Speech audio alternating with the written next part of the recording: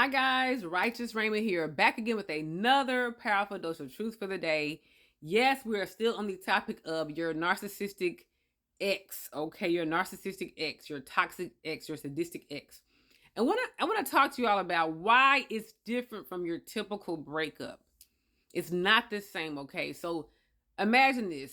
Your friend, she's been with the same guy for 10 years. Let's say since she graduated from undergrad college, okay? You've been with the same guy for 10 years. Now, the difference between you and your best friend is that your man is a toxic, gaslighting, sadistic narcissist. Your best friend has had a regular guy. He was just like you, healthy, emotionally healthy, able to connect, bond, not trying to hurt people for pleasure or anything. Just a normal guy. So you may say, okay, she got over her ex-boyfriend in about, it might have taken a year. It might have taken a year.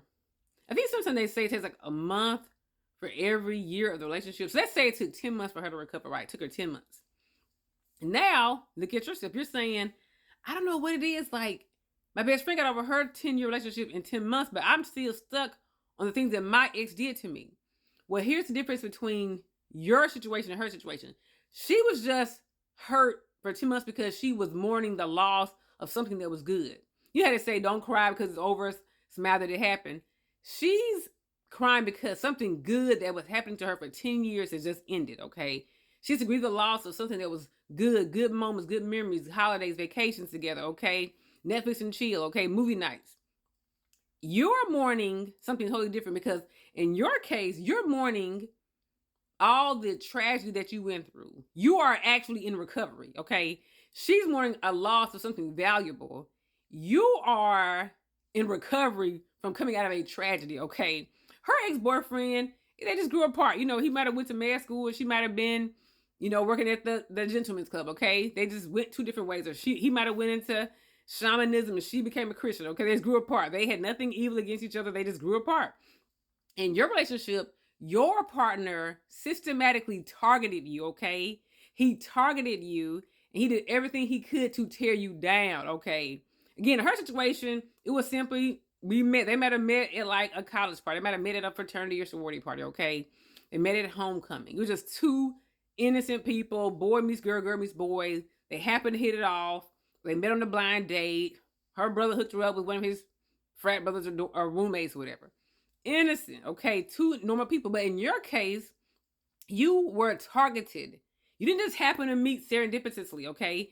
You were targeted by your ex-boyfriend who plotted and planned on you. He wanted to make sure you be good narcissistic supply. He spied you out for a few months, asked around about you. I know I've had two guys told me that they asked around about me, okay? They said they scoped me out online and they asked for people, one guy I met in undergrad at University of Tennessee at Knoxville, and he went to like I think Carson Newman's like some private college near Knoxville. He said before he asked me out, he said his brother worked at UT. So he said he went around, like asked his brother where I stayed at and everything, what dorm I stayed in, and he asked to get some flowers delivered to my, to my dorm room. So some people, like, they're not just happening to meet you. They've been scoping you out. They've been watching you. This guy, the same guy from Carson Newman, said he was asking around about me. Different folk telling him that I'm real matchy. Said she liked to match a lot. I used to love wearing pink. I used to love wearing pink back then. But I played a sorority where they mostly just wear red and white. So I had to turn on my pink in. But he said, yeah, it said you real matchy. You all this pink and stuff. So I was telling you that to tell you that he scoped me out for weeks, okay, months. And that's how it is with the narcissist. The narcissist didn't just happen to meet you at Target. They targeted you and they knew you would be at Target, okay? They've been watching all your TikToks, watching your YouTube, your Instagram, your Facebook. They scoping you, watching you out, trying to see, would you be quality narcissistic supply, okay? And they saw you, okay, she be good supply. Her mama just died. Okay, so she kind of vulnerable right now. Okay, her dad was dead. Her dad was a deadbeat. He been around. She got a little void there for meal, attention. Okay. Her best friend and her just had a fall now, so she's a little lonely right now. Okay. I see she go to church. I can play like I'm a Christian. I'm gonna get in there, pretend to be a Christian just like her. I'm gonna like all her posts, all her videos. I'm gonna ask her on a nice expensive date. So he's plotting and planning on how to pull you in, how to attract you. And once he gets you in there, he will torture you for the next 10 years. He will systematically, he see you shining, see you bright, see you going.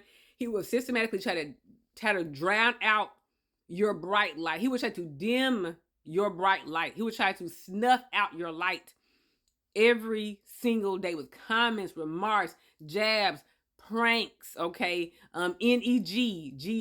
Look it up. N-E-G-G-I-N-G. Making little negative comments about your weight, about your hair, about your skin, about your intelligence, about your job, about your friends.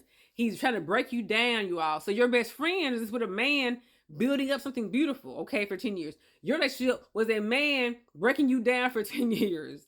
It's not the same. Don't say, I just feel like I'm so behind. Like my best friend, she's already moved on and she met another great guy 3 months later and she's married on her 3rd child and I'm still recovering. Because you were systematically targeted. You were torn down by a sadist, okay? Don't look at her and say, or even your own self. You may have had a relationship with another normal guy, let's say, 5 years ago, whatever. And he was a normal guy, so y'all just broke up. I mean, maybe you weren't attracted to him. Maybe you were vulnerable at that moment. He just was a normal good guy. You just didn't last. But with your narcissist, you were being targeted and handpicked. And being with a narcissist, they may not do anything like major. They may not have like did this to you or cheated on you or anything, stole your money, maxed out your credit card.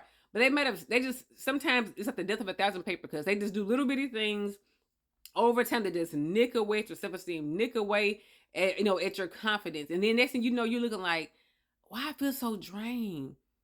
Why I feel so anemic? I have anemia. I feel so drained. I don't have enough iron or ferritin levels in my body. It's because somebody's been sapping the life out of you. They've been little bitty nicks, little bitty, and it's no big giant stab. It's not a big giant shot. It's just small little nicks. Every little comment, every little sneer, every little condescending look, every little sarcastic remark, every little, you gonna eat that again? Don't you think you had enough? All these little comments that are making you out are systematically breaking you down.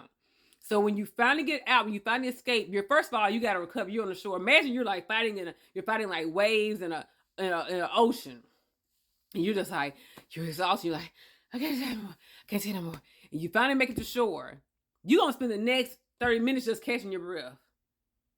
You just trying to catch your breath. When you wake up with your ex-husband of 20 years and he was tormenting you, whether physically, emotionally, spiritually, financially, sexually, you just got to catch your breath. You just like, you look around the house and you like you went through PTSD, like you shell shock. You like, how did I get through this? How did I get in there for that long? You're just trying to catch your breath right now, okay? And then, like your friend who went through with her good man, her ex-boyfriend, they broke up. She married 3 months later. She's on her 3rd child now. She's happy, doing everything, doing fine. But you are so PTSD. You are so C, PTSD, that's post-traumatic stress disorder. You are so complex post-traumatic stress disorder. You coming through a meaning after a traumatic, stressful situation. You are terrified to date again. You're terrified. You are terrified to date anybody who reminds you anything of your ex-husband, your ex-boyfriend, because you are so traumatized. Like this person tried to destroy you, okay? They literally tried to destroy you, okay? They tried to get in your brain and brainwash you to get you to destroy yourself, okay? It's like a virus that invaded your body and it was just telling you, you're nothing, nobody's gonna want you, you're this, you're that, you're that. Now when her man broke up, he said, well, I hate that we're breaking up, it's gonna break my heart, I hate that you're leaving. When your man broke up with you got deadly phone calls every day. You're a loser, nobody's gonna want you. He calling you from all these block numbers, he cussing you out, he telling his cronies, his flying monkeys to come cuss you out, send all these subliminal posts on Facebook about you. He telling the kids that you ain't no good, that you cheated on him, you didn't. You went through war with this man. There's all this fear and love and war. You went through war in this love relationship. You went through war. You just got out. Make no apologies for the person you become after you survive. Make no apologies. Say, this is what it took for me to get out. Make no apologies for the person you become after you survive.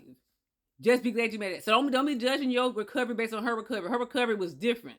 She broke up with a good man. You went through a relationship with Satan incarnate.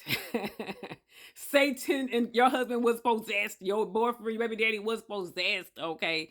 You got out. Be proud of yourself. Give yourself a round of applause. You made it, okay? Remember, go Amazon, guys. Bye.